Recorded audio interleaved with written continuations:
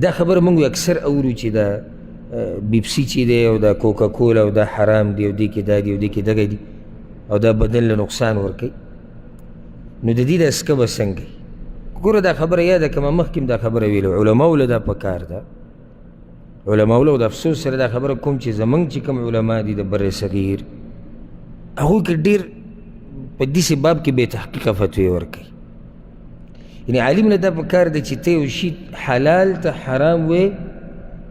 یو خو به د دې خبرې اول تحقیق وکړي چې ته په څه حرام یې، بدلیل به بیا موږ ته ښیي. ځکه چې ګوره دا ډېر غټ جرأت دی چې ته یو شی حرام یې، ځکه چې اصل دا دی چې د خوراک څښاک چې څه دي دا ټول څه دي حلال دي، دا اصل دی. اوس که موږ یو شی د دې اصل نه وباسو او حرمت ته اړو، د هغې دپاره مضبوط دلیل پکار دی او قیامت پر ورځ به الله زمانه تپوس کوي. څه وړه خبره خو نه ده. اوس که زه دا ووایم چې یاره د پلانې شی حرام دی، څه وړه خبره خو نه ده، ځکه چې خلک به د دې نه ځان منع کوي او الله دې خلکو له حلال کړی دی. ما معمولي جرم وکړو، لوی جرم یې وکړو چې الله یو شی خلکو له پیدا کړی دی او حلال کړی دی او ما حرام کو بې دلیله. دا خبرې چې په دې کې د خنزیر چربي ویلې کړې ده او په دې کې پلانې شی ورچولی، په دې کې پلانې، دا اکثر بې تحقیقه دعوې دي. اول تحقیق د هغې پکار دی. تحقیق چې کله وشو او داسې څه پکې یقیني ثابت شو، د هغې نه بعد به د حرمت فتوه راځي.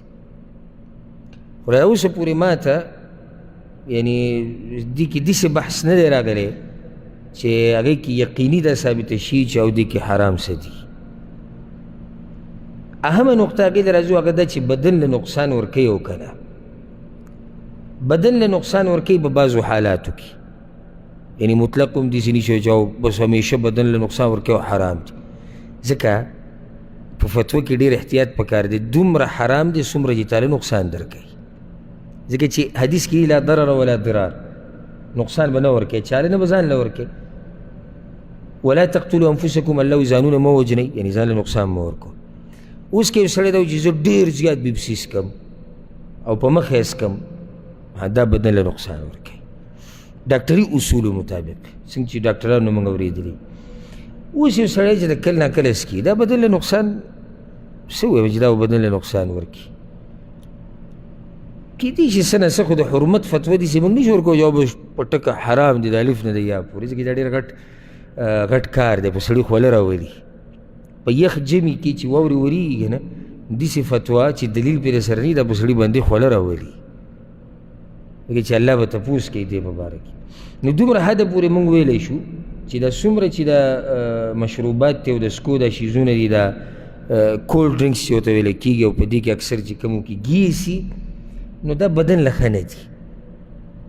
ښه داسې نه دي چې دې کې ګیس دی او معدې ګیس جوړېږي او کیدای شي خواږه پکې دی، دلاسې شوګر های کېږي چې بچا شوګر وي، یعنې څه حده پورې موږ داسې ویلی شو، خو مطلق د حرمت فتوه پې نه شو ورکولی. مطلق د حرمت فتوه دا په دې باندې نه شو ورکولی. او الحمدلله د تقوا موږ سره نور ډېرې لارې دي، یوازې د تقوا په دې ځای کې نه معلومېږي. لکه بعض زمونږ چې کوم کورني مولیان دي، کورني مولیان زه هغه چاته وایم چې علم ورسره نه وي، چې د کتاب دوی د اردو ویلی او یا د یو مولي صاحب بیان یې اورېدلی به د ځان له مولی، یا تبلیغ کې داسې ګرځېدلی راګرځېدلی. دا لیز چپس چې دي دا حرام دي،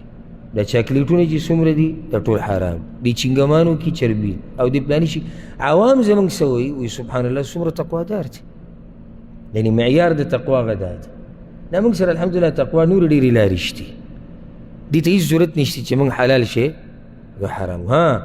یقیني که پته ولګېده چې په یو شي کې حرام شی ګډ کړی شوی دی او هغه اثر کوي او دا یقیني ثابته شي، بیا د هغې نه بعد به د حرمت فتوه راځي. نو که چا سره په دې کې یقیني څه دلایل وي، نو موږ دې پې پوه وکړي چې او دې کې دا حرام شیزونه اچولي دي. ما ته اوس قیسه کلې یو مولوي صاحب زما خوا ته راغلی، نو هغه ما سره دا باز شروع کوي، دا چاکلیټونه چې میلاویږي، دا سنیکر او دا مشهور چې کوم دي، وایي دا حرام دي. نو ما ته وی ته دې باره کې څه وایې؟